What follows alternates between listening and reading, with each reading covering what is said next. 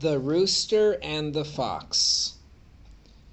Please listen and follow along with your finger on the words as I read. The Rooster and the Fox. A rooster was perched, means standing, on the branch of a very tall tree, crowing loudly. His powerful voice, which was heard throughout the forest, caught the attention of a hungry fox. The fox, seeing how high the rooster was perched, or standing, devised a plan to bring the rooster down for dinner. "Dear Rooster," he called softly, "have you heard of the truce, the agreement or the promise, among all the beasts and birds? We are no longer to hunt or prey upon one another, but are to live in peace and harmony. Come down, dear Rooster, so we can celebrate this new order." But the rooster was much too old and wise to trust the fox so quickly. He decided to put the fox's words to a test. "I see a pack of wild dogs," stated the rooster. "They are coming our way. Let's wait for the dogs to arrive, and we can all celebrate together." "No, no," said the fox. "I must go. The dogs have not been told of this truce quite yet." At that, the fox ran off just as fast as he could. Moral of the story: beware of sudden and unexpected offers of friendship. Number 2, the boy who cried wolf.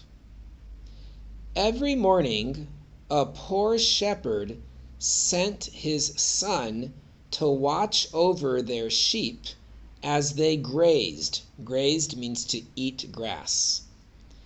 "Keep a close eye on our sheep," the shepherd would say, "and if you see a wolf, blow this horn and then shout as loudly as you can.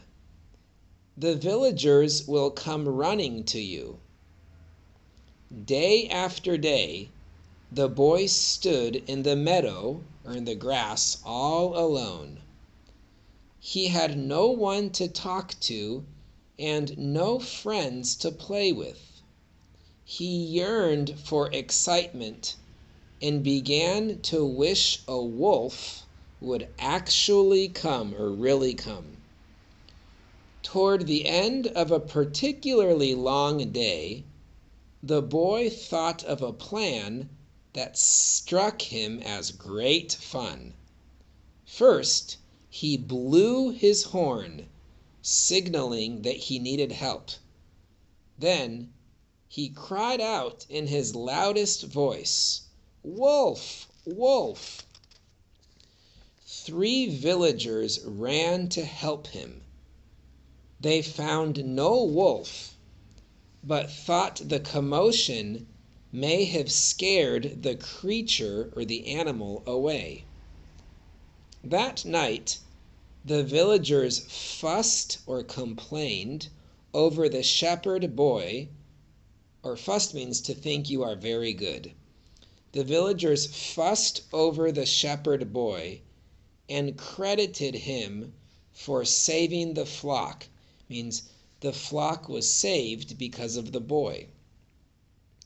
The next day, the boy recalled his great adventure. He decided to try it again. This time, a villager had stayed nearby to protect both the boy and the sheep.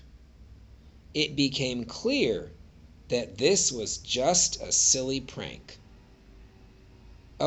Prank means a trick.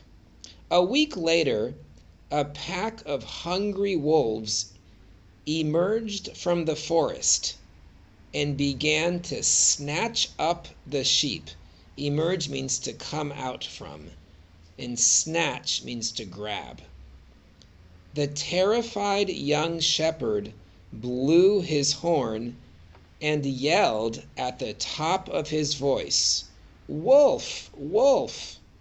But this time, no one came to help the boy.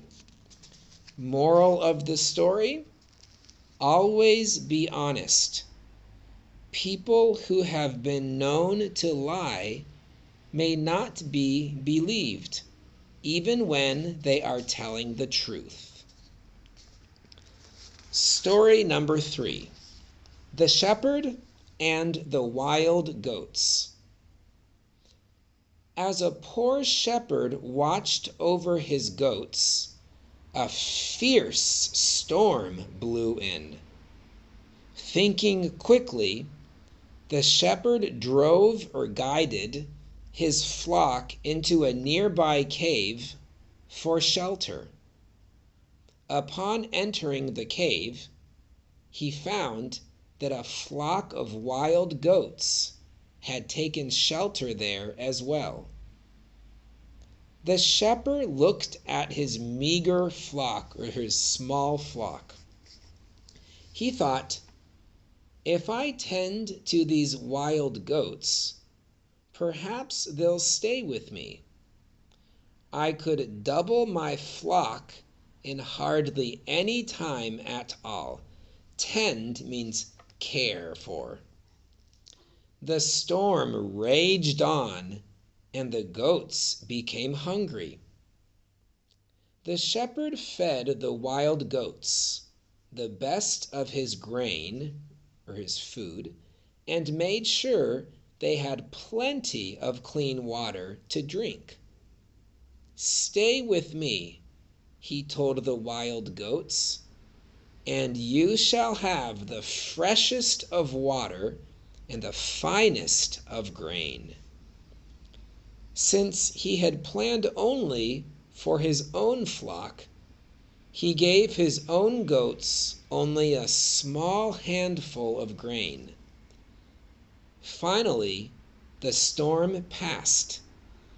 As the sky cleared, the wild goats dashed out of the cave without a second thought. "Stop!" demanded the shepherd. "Is this the thanks I get for feeding and watering you?" One of the goats looked back and answered, "Think of how you treated your own flock. Why would we expect anything different if we were to stay with you?" Moral of the story: actions speak louder than words. The end. Now make sure that you do this every day, and as you listen to me reading, follow along the sentences with your finger, okay? All right, that's all. See you later. Bye-bye.